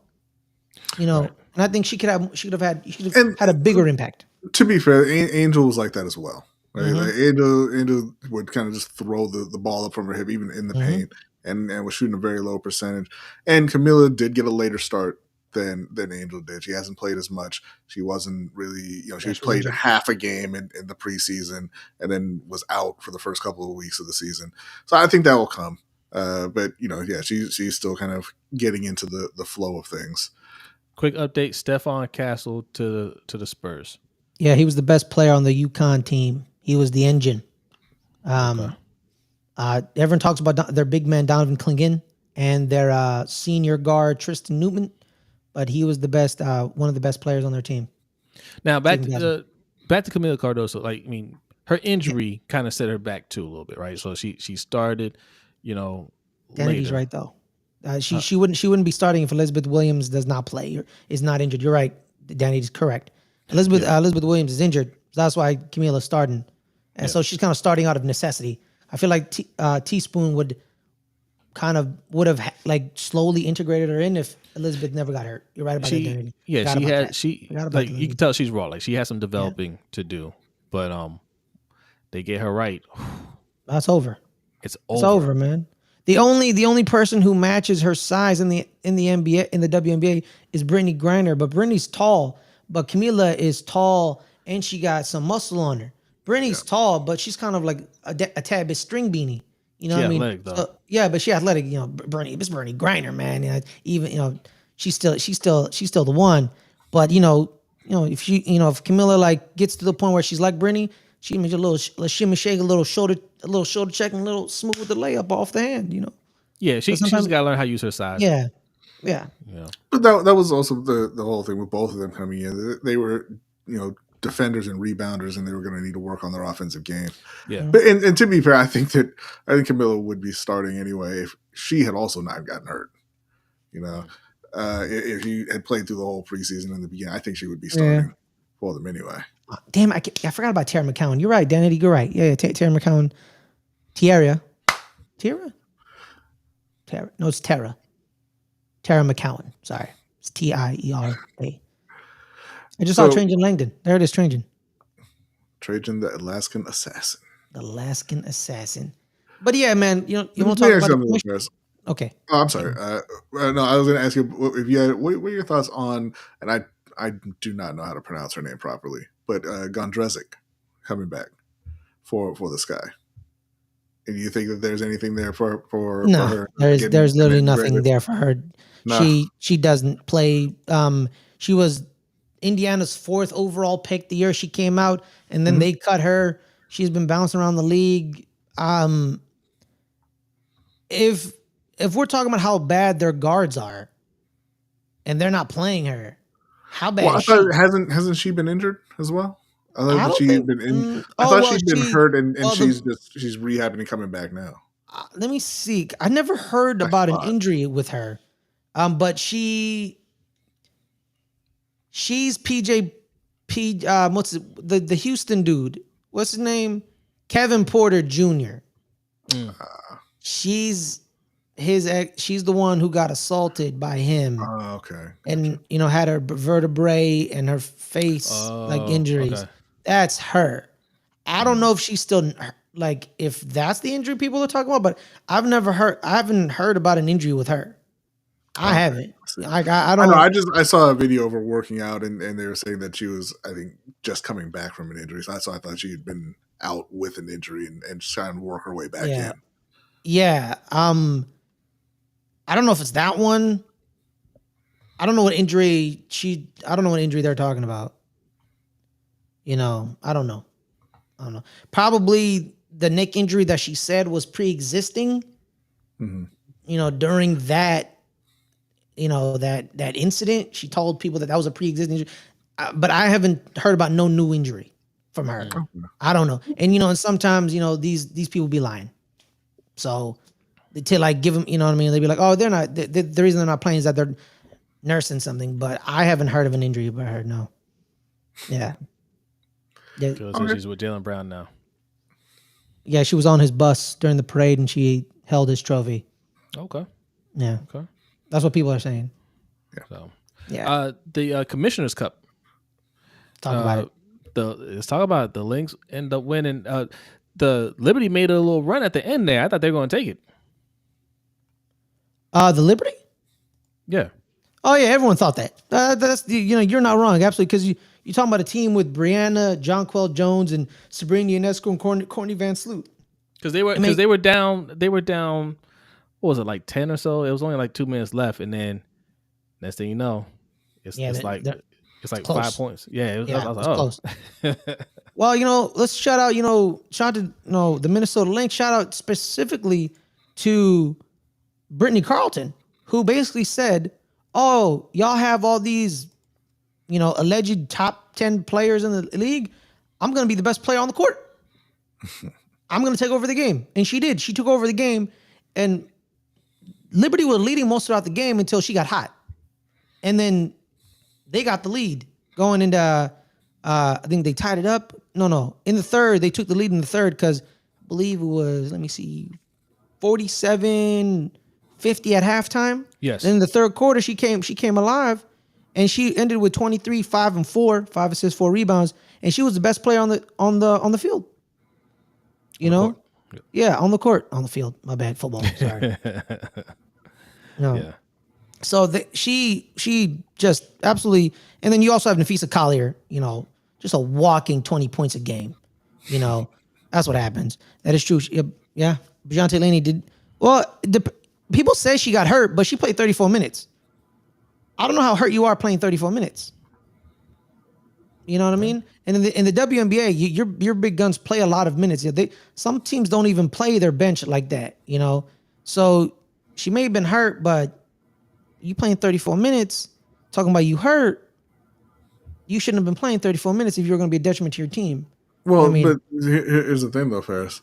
A lot of people will play through injuries, and this is kind of what we were talking about with the Knicks and Tom Thibodeau, because, I think people kind of misconstrue that. It's not the number of minutes just that with Tom Thibodeau. Because even the Bulls, those guys, they weren't playing, 40 minutes a night. It's, I'm hurt. Cool. Go play your 35 minutes. And that tomorrow, go play your 35 minutes again. Yeah. And you're just going to keep playing while you're hurt, and you're never going to get better.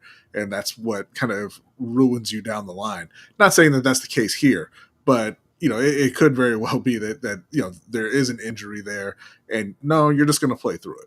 Well, then that's kind of a massive oversight on their head coach Sandra Bolanleno. Her name is I don't know. She's Australian. She has a cool name. I don't know how to say it. I need to find out how to say it. But shout out to Coach Sandra. Then that's oversight on her. If you know she's hurt and she's not giving you nothing, take her out. Yeah. Courtney only played 13 minutes. Was Courtney hurt? Who was hurt? I'm confused here. If you're telling me Lainey Hamilton's injured and she's playing 34 minutes and Courtney's only playing 13, shouldn't that be swapped? Shouldn't that be swapped? You have coaches who believe in certain players, right? Why did Marina Mabry play as much as she did, shooting 2 for 14? That's a valid point. But I think with Phoenix, with Chicago, who do they got after her?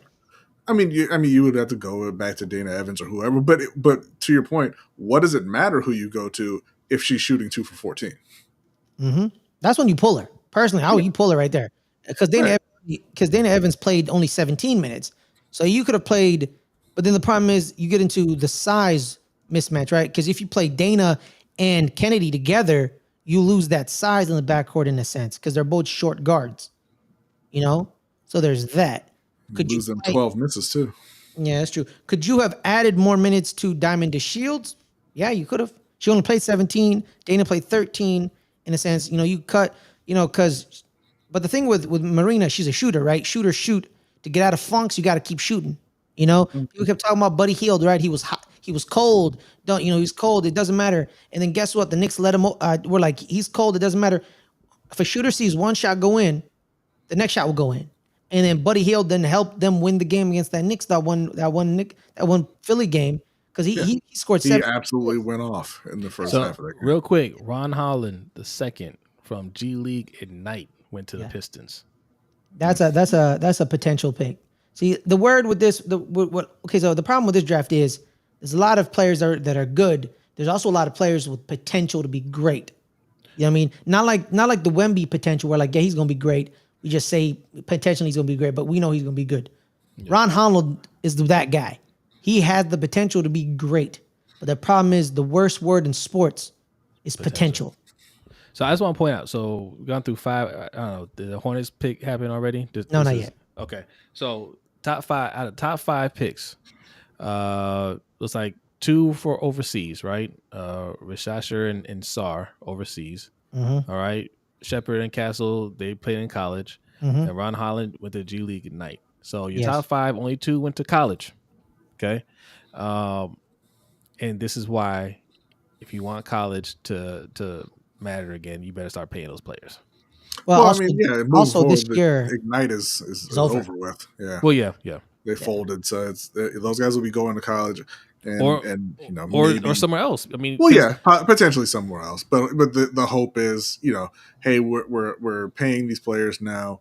They can make, they get endorsement money. Maybe you can breathe some life back into men's college basketball. Yeah. Exactly. And like, imagine, going to Duke with the check. With those checks you're going to be getting.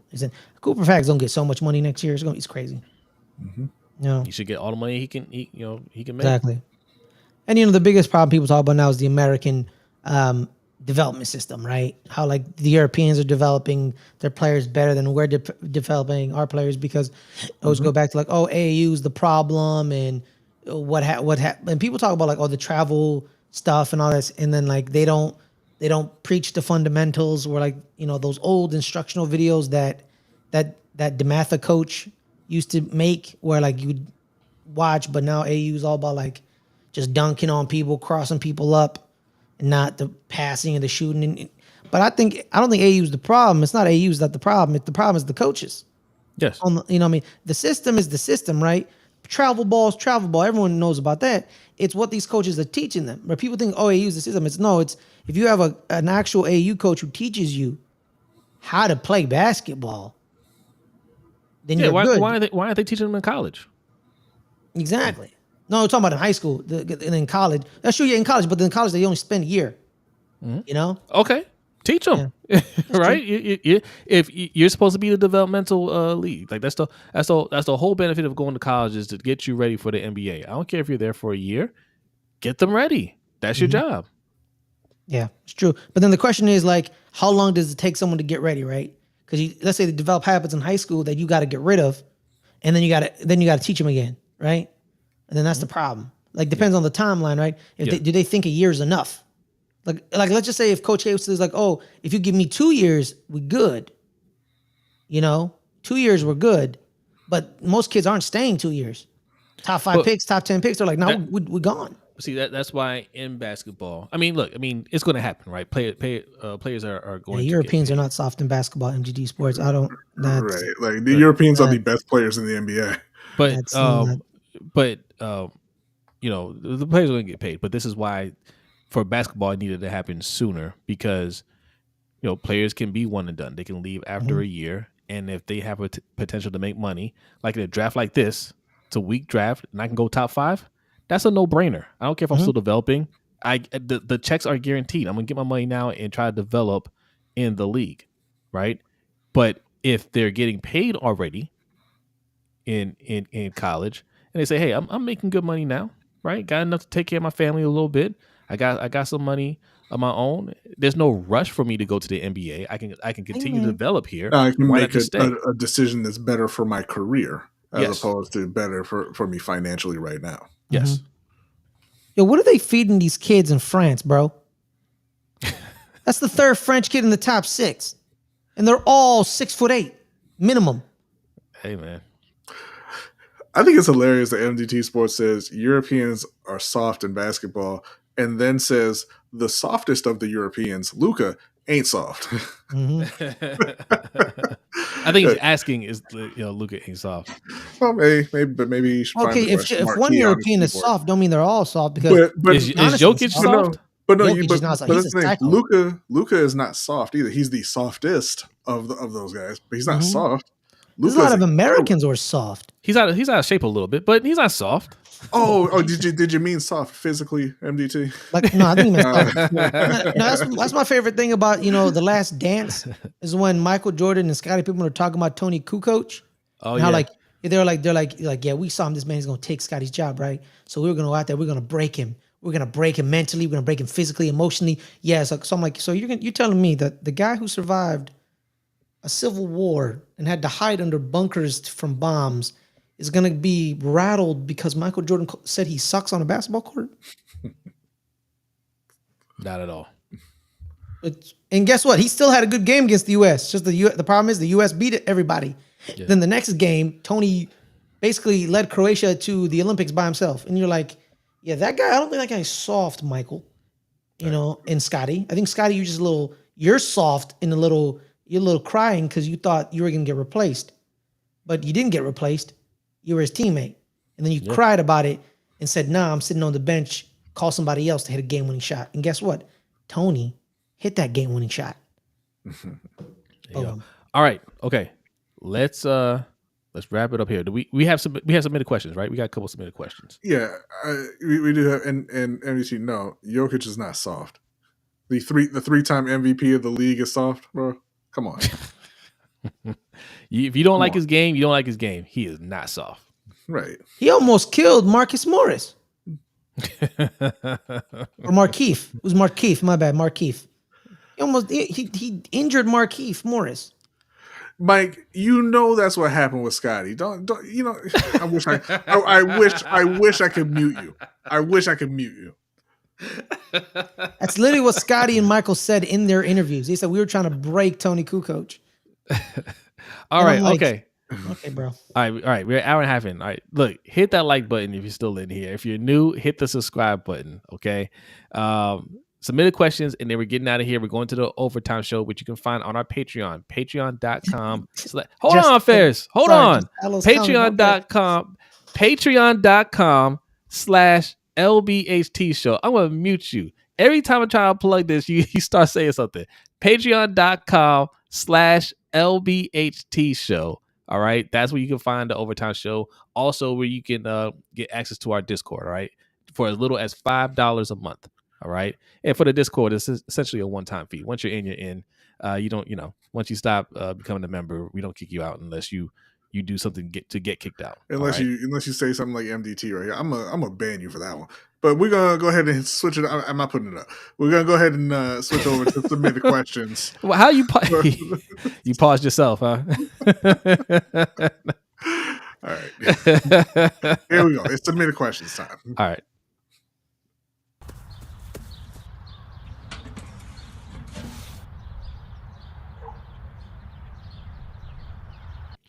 There he is. Okay, he made it over. All right. Just barely. I know. I forgot. Portland just went big man and Donovan Clingan, center out of UConn. Well, now I know he sucks. All right, moving on to submitted questions. I'm joking, fans. I'm saying they can't draft well. First question is from They draft Jay. big men well. Do they? Yeah, they just end up getting hurt. I'm saying, do that. They drafted Sam Bowie. It didn't work out well. But It did if he didn't snap his leg in half. I still don't think it did. Michael Jordan went right after. Who do you think will have the best draft class at the end of the night? Now, obviously, we're a little bit into it, but my answer before was going to be the Spurs because they have 2 top 10 picks, and I trust them to draft and develop players. And you guys can go ahead and chime in. The French. Wow. The French is not an NBA team. That is.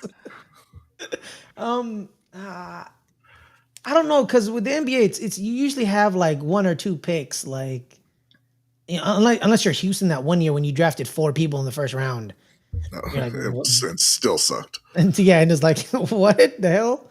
Like they had like Jalen Green and Alperen Sengun and like Josh Christopher and Usman Garuba, and you're like, cool. Only 2 people are still left on this team from that draft class.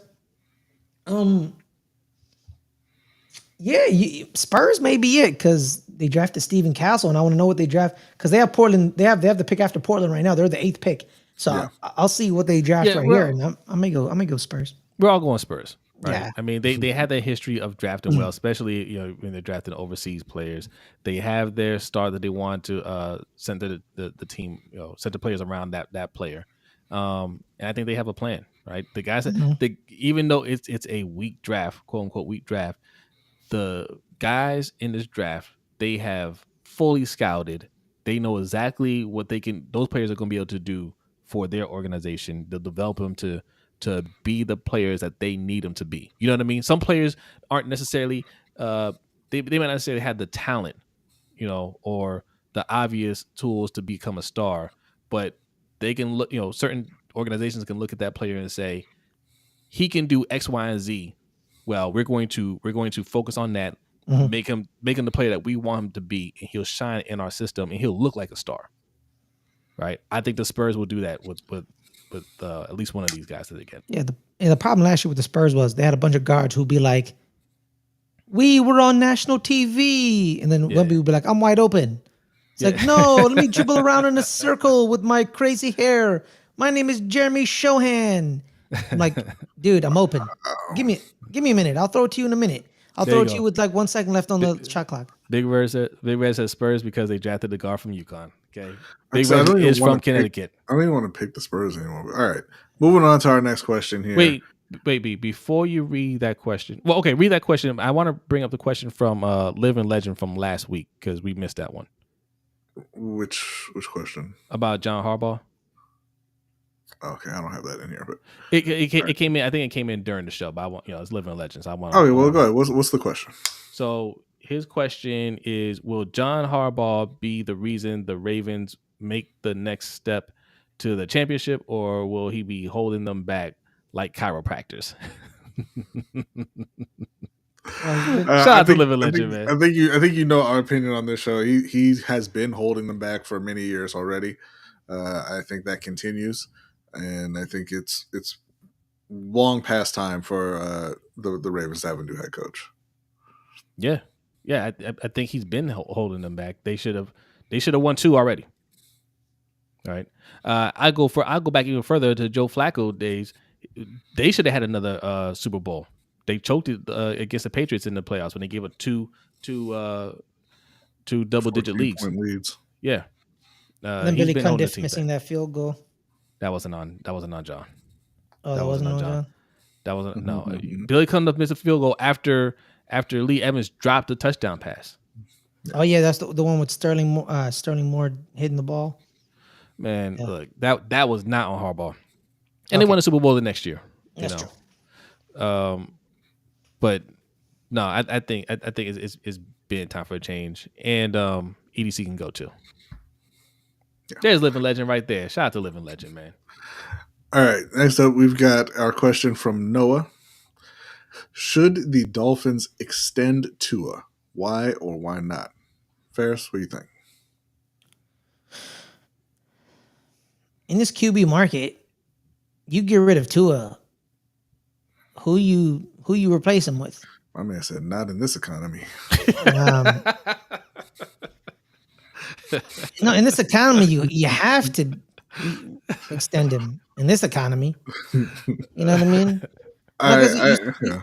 No, because you start thinking about it, like he has kind of the same career as Baker Mayfield, in a sense, where you're like, he took Miami to the playoffs, Baker took Cleveland to the playoffs, and then Baker took Tampa Bay to the playoffs, even though Tampa Bay was whatever. Same thing with Miami. Miami has a lot of great pieces, and he's literally the thing that's holding them back. He's the one that's holding them back.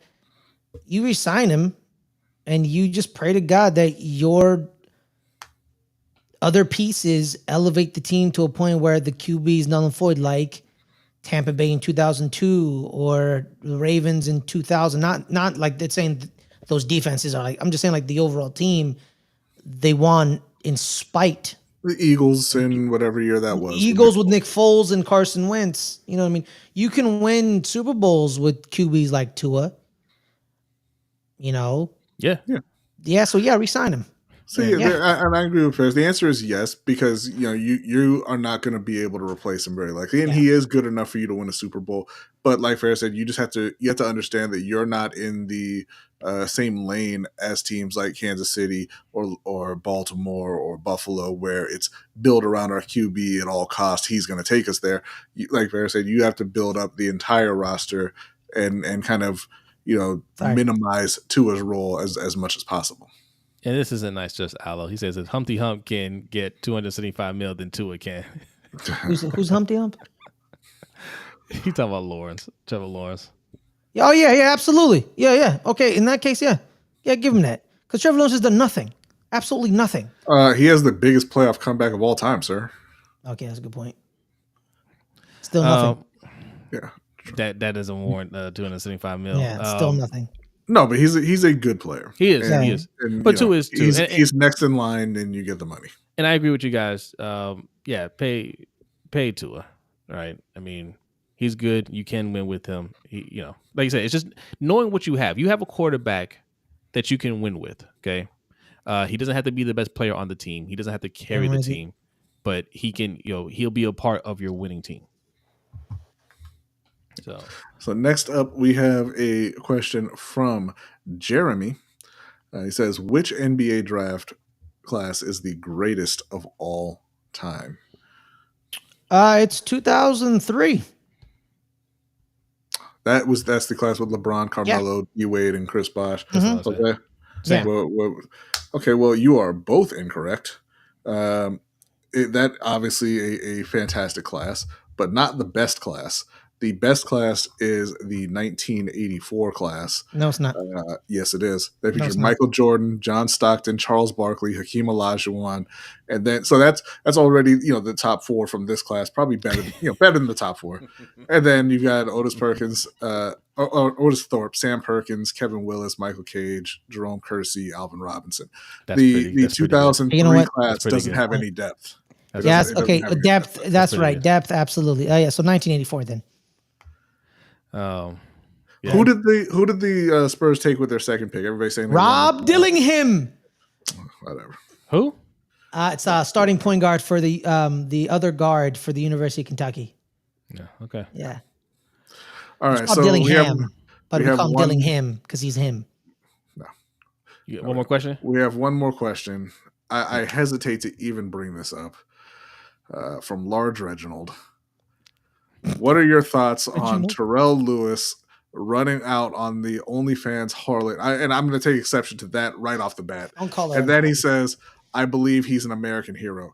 No, Reg, he's scammers are not heroes. He's not. He's somebody who just robbed someone. Wait, wait, I don't know the story. What happened? Okay, so Terrell Lewis, he's a linebacker for the Eagles. Seattle? Right? Eagles? I don't know. I forget which team, but Rams. Okay. Rams, yes. Rams. But he hired an OnlyFans model for the pleasure of a company for an evening, and then ran out without paying. And there's a video of him running down the hallway, and she's running out of the room naked, chasing him down. Caught him, by the way. Not great for your prospects as an NFL player. But no, listen, if you're going to do that, and there's no I don't have any problem with you doing that, whatever. pay her. You pay her. Yeah, that's Period. That's juvenile. Like, You're a thief. she's a professional. She's working. That's her profession, Mhm. right? That's pay her for the profession, and you are partaking in it, right? So you can't act like you're above it. right. Mhm. Like there's nothing cool about that. That's not even funny to me. That's sucker stuff right there, man. Like It's pretty funny when she caught him though. yeah. Well, okay. That's the Okay. funny part. She She was- caught him, dog. She was running hard down that hallway. and Like I mean, it was like that Dallas Cowboys lineman who caught Don Beebe in the Super Bowl and hit the ball out before he crossed the end zone. Leon Lett. Yeah. Shout out to her. Give her a Mikey, contract. this should have been court of public opinion. No, he's guilty. Yeah, he's he's guilty. 100% guilty. Like, he's guilty, dog. He's a thief, right? Yeah, Mike only saying that because we talked about Scottie. You know that. No, that's sucker He stuff want the right money, there, damn man. it. Like, He a loser, bro. I mean, He a loser. you called her. You hired her. You gotta pay. All right. Because like most athletes, you don't have game to just pull a woman like that, and you can't most of the time, right? If you're a professional athlete, most of the time, like you can't live a normal life. Okay. So the way you meet women are going to be different. All right. I don't judge, OnlyFans, IG, whatever. I mean, look, it's whatever. But you gotta pay, right? If you say, hey, this is the arrangement, and that's what you agreed to, don't do that. And you're recording it too. You think that's something cool? It's not cool. That's a dumb move. Right, saying I think it's hilarious. Yes, I think you should have paid her, but it's prostitution, so who cares? No, it's not a who cares, bro. No. Well, No. it's still a job. So Yeah, it's still a job, bro. So it doesn't matter what you think of the job. Like, I'm not judging what the job is. You hire somebody for a job, you pay them for the job. For the job. Yeah. Hey, okay, let me ask y'all this. If he was going to buy some weed off of somebody and he snatches it and runs and he's laughing on camera and he gets shot in the back, would y'all be saying, what would you say to that? You'd be saying, why'd you try to rob a drug dealer? You pay the drug dealer, right? Why? It's only drugs. Yeah, they're They're criminals anyway, because you don't do that, right? Yeah. You pay what you owe. All right, that's her profession. She's a sex worker, right? You like, she offered her services. You said, okay, I accept. Pay her. That's not that's not funny. And I hope none of y'all go out there and try to do something stupid like that. That's stupid. Yeah. Yeah. Memphis drafted Zach Edey, by the way. I was sort of hoping he fell to the Lakers. Yeah. Thank you, Jeremy. Don't rob your drug dealer. No. That's rule number 1. If you are hiring somebody for their services, then you respect their services to some extent. Pay them.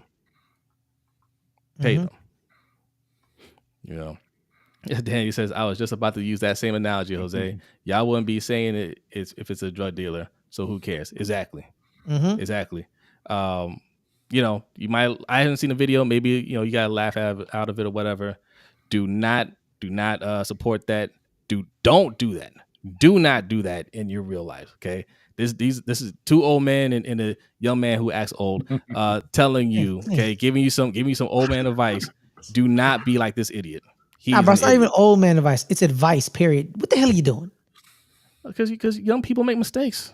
It's fine. The young people young guys make mistakes. The old heads are here to kind of give you our wisdom. All right. He's 25. Getting hugged on by baby body. Come on, Cam. 25 is young. Yeah, that's a good point. Oh, me and him are the same age. Yeah. Idiot. 25 is young. So, he his athleticism is gone. He